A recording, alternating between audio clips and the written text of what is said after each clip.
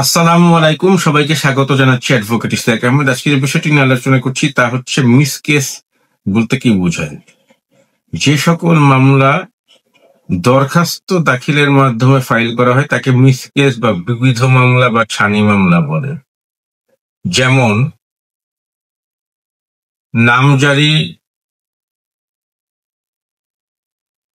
আবেদন খারিজ হলে এসিল্যান্ড অফিসে আমরা যে মামলাটি করে থাকি রিভিউ করার জন্য, সেটি মিস কেস হতে পারে। কিংবা দেখা গেছে যে একটি নামজারির আদেশ দেওয়া হয়েছে অন্য কারো নামে, কিন্তু সেটি ত্রুটিপূর্ণ। সেটি ধরেন আপনার জমি অন্য কারো নামে চলে গেছে, সেক্ষেত্রে সেটি কাটানোর জন্য যে আবেদন করেন সেটিও নামজারি মিস কেস হিসেবে গণ্য।